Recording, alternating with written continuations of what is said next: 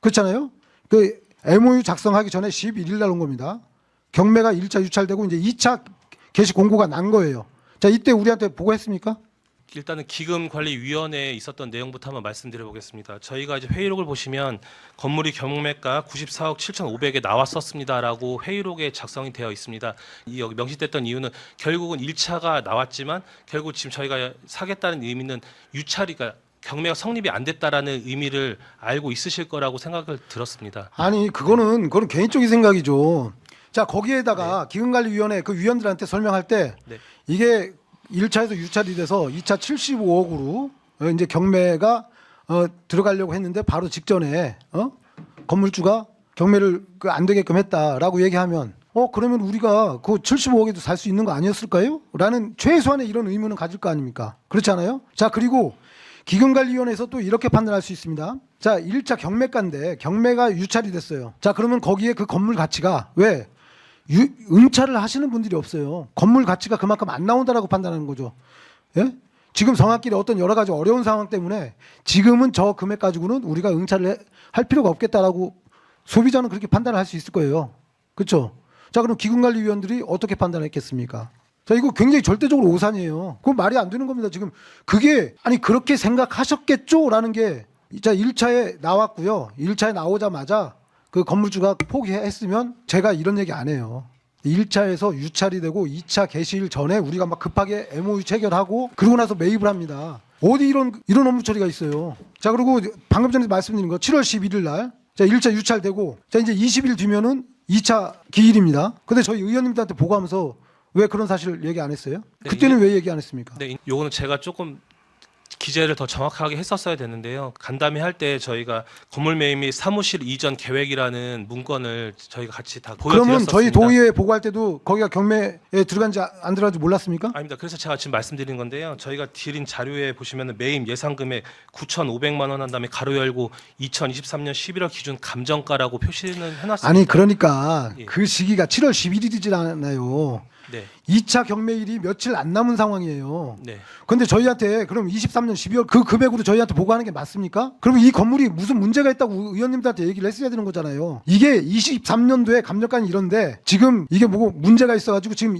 1차 유찰이 돼서 지금 2차 75억으로 낮아졌습니다. 그런데 이게 우리가 75억에 매입하기가 어려울 것 같습니다. 뭐 이런 얘기라도 해봤어요? 아니 뻔히 알고 있는 사실을 왜 의회에 보고하면서 그런 내용들을 말씀을 안 하시는데요. 아니 얼렁뚱땅해서 의회에 보고하고 의회의 승인을 얻었다 아니면 뭐 잠재적인 승인을 얻었다 이렇게 얼렁뚱땅 넘어가자는 거예요? 그래서 우리 의원님들 다 바보 만드시는 겁니까? 이렇게 보고하면 우리가 뭐 등기부등 뭐 다 띄워보고 어디 뭐 그 법정인 거 저희가 찾아봐야 돼요? 보고하실 때 정확하게 보고를 해야 되는 거 아닙니까? 왜 우리 의회를 이렇게 바보로 만들어요? 자, 이거 계약했죠? 며칠 날 했어요? 네, 11월 13일 날 계약했습니다. 자, 그리고 11월 13일 전에 또 24년 9월 9일에 보니까 뭐 세무서에 또 압류도 들어가 있더만요. 자, 이런 것도 알고 계셔요? 네, 압류한 사실을 알고 있었습니다. 자, 그러면 어떻게 처리했습니까? 압류된 거는 이제 누리문고 쪽에서 다 계약하기 전에 완지했습니다. 자, 그러니까 봐봐요. 이 건물이 얼마나 문제가 많습니까? 자, 이제 어렵게 좋아요. 여기서 막 매입하겠다고 적극적인 의사를 표시하고 그렇게 매입하고자 했는데 그런데도 또 압류가 당해요. 예? 아니 무슨 건물주하고 뭐 있어요? 정말? 이게 지금 나가서 그 건물을 매입한 임평원에 대해서 한번 물어보십시오. 좀 아시는 분들은요. 다 이거 뭐 커넥션 있는 거 아니냐고 정말 그렇게 억측들이 있어요. 이게 억측인지 아닌지는 모르겠는데 왜 그런 오해를 받고 합니까?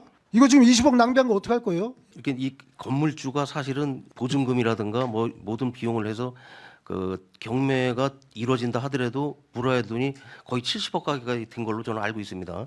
나중에 저 자료를 보니까 결국 뭐냐면 94억 그 7,500 거기에서 유찰이 될 경우 저감률 20%를 적용하면은 75억 이제 76억 정도가 되는데 그렇게 되면 자기가 거의 그 속된 말로 깡통으로 이제 갈 가능성이 있으니까 그 6억을 그 아마 그 저기 편의점에 원래 그 저 경매를 걸었던 그쪽에 그 반환을 해서 다시 물건을 거둬들인 거지 실제로 75억으로 경매가 나오거나 경매가 진행된 건 아닙니다 사실은. 아니 그러니까 예, 예. 70억이 최저가인데 80억에도 될 수가 있겠죠. 또 예, 90억에도 될 수도 예. 있어요. 그런데 우리가 그렇게 해서 최저가 75억인데 우리가 거기서 양해각서까지 써가면서 이걸 적극 매입하겠다라고 그렇게 확약을 할 이유가 있냐는 거예요. 그 위험한 건물을. 자, 그리고 그분이 뭐 75억 다 빚 갚으면 없다. 그럼 우리가 그 사람한테 이익금 남겨주려고 한 거. 아니, 그런 말씀 드리는 게 아니고, 그러니까 임평원 입장에서는 이 건물을 그 청사 이전과 그 확보 차원에서 진행을 빨리 해야 된다는 그런 그 급박감이 있었던 것 같고, 그 와중에서 그 경매와는 무관하게 이 저 매입 작업을 진행한 것으로. 자, 그러면 예. 7월 19일 날 MOU 작성할 때요. 감정평가 이런 얘기가 아니라 건물주하고 직접 협상에 들어갔어야죠. 자, 이게 그 잘못해서 유찰되면 남는 거 없지 않느냐. 그럼 경매 취하하고 한 80억쯤에 사자. 왜 이런 얘기 못 해봐요, 그럼? 예? 공직자로서 그런 어떤 우리의 그 기금이 됐든 세금이 됐든 아낄 생각들은 안 합니까? 사실 이제 이 건물은 그 전에 2023년 그 8월 그때 그 우리 충북도의 그 다른 그 출자 출연기관이 관심을 갖고 매입을 하려고 했던 건물입니다. 그 당시 한 110억 정도로 그 협상이 오갔던 건물이고, 그 위치상 우리 그 임평원이 쓰기에 굉장히 그 여러 가지 의미도 좋고 위치도 좋다는 생각에서 아마 그 진행이 됐던 거고, 경매와는 무관하게 그 하다 보니까 이제 이런 일이 발생을 한 거고, 예를 들어 가격을 더 왜 낮추지 못했느냐, 이 부분은 좀 아쉬운 부분이 있습니다. 있는데 아마 그 당시 청사를 확보해야 된다는 그런 어떤 생각 때문에 그 별도로 그냥 진행한 걸로 절차를 통해서 그걸로 알고 있습니다. 저번 때 제가 그 원장님하고 그 사적인 자리에서 이제 말씀을 나눴습니다. 그래서 좀 그 절차적인 것들에 대해서 제가 보고 좀 이해할 수 있는 부분들이 있으면 좀 최대한 이해를 해보겠다 했는데, 뭐 몇 장 안 되는 자료지만 이거 받아보고 나니까요 더 참담합니다. 이건 제가 임평원에 무슨 뭐 억하 감정이 있어서 제가 일부러 뭐 이렇게 하는 게 아니고요. 이거 누군가한테 똑같이 얘기를 한번 해보십시오. 임평원 빼고는요 이거 그렇게 먼저 덤비면서 매입하고자 하는 사람은 없었을 겁니다. 100이면 100 그렇습니다. 2차 그 입찰에 의해서 거래가 되지 않았을 때 2차는 또 누구든지 와서 그거를 살 수 있는 거잖아요. 말씀해 보세요. 네, 그렇습니다. 그렇기 때문에 이거를 입찰 두 번째 입찰에 응했을 때 우리 도가 이거를 취득할 수 없다는 그런 판단이 서서 그것을 우리가 꼭 확보해야 되겠다라는 차원에서 접근한 건 아닙니까? 글쎄 그 부분은 아직 그 2차 입찰이 실제로는 저 성립되지 않았고, 아니, 제가 예. 성립되기 전에 말씀드리는 거예요. 왜냐하면 그 2차가 진행될 때에는 그게 꼭 충북도의 건물이 될 수가 없기 때문에 누군가가 와서 그 감정가격보다 조금 높게 써서 냈다고 했을 때, 아니면 이제 충북도도 입찰을 보러 가야 되잖아요. 입찰 절차에 의한 그런 것들의 부담을 좀 덜기 위해서 도에서 그걸 적극적으로 매입하려고 한 거 아닌가. 저는 그걸 한번 여쭤보고 싶어요. 그 제가 그 검토한 바로는 이 건물을 사겠다는 그 적극적인 의사가 있었던 건 사실입니다. 왜냐하면 그 양해각서를 3차례나 썼고, 그 건물을 그 가격 정도면 우리가 충분히 적정한 가격에 사는 것이라고 생각을 했던 겁니다. 그래서 그 자체적인 절차를 거친 건데, 지금 그 위원님들이 말씀하신 그 가격을 알았습니다. 예. 그럴 경우에 이제 사례를 들어서 청주시청 같은 경우는 같은 그러한 여건인데도 불구하고 협상을 했어요. 협상을 해서 가격을 낮춰서 산 사례가 있어요. 지금 좀 전에 우리 위원장님이 말씀했듯이 그런 절차를 한번 거쳤으면 하는 아쉬움이 있어요. 네네. 저는 전반기에 임평원을 이렇게 쭉 같이 보호왔고 사업을 이렇게 협의하는 입장에서 지금 그 이 청사 이전과 관련해서 근본적으로 좀 이해가 안 되는 부분들은, 가덕에 애초에 갈 때 이제 연구원에서 나와서 그쪽으로 간다 했을 때 그쪽이 훨씬 더 좋고 괜찮다 해서 이제 그쪽으로 간 거였잖아요. 공간도 훨씬 더 높고, 물론 이제 직원들이 거기까지 이렇게 가는 그런 불편들이 있지만 여러 가지 그래도 효율성이 있고 또 원해서 그렇게 갔던 건데, 거기서 굳이 일루다 다시 또 시내로다 이렇게 들어와야 되는 이유가 이해를 못 하겠거든요. 지금 직원들이 지금 여기 이제 정원이 23명이잖아요.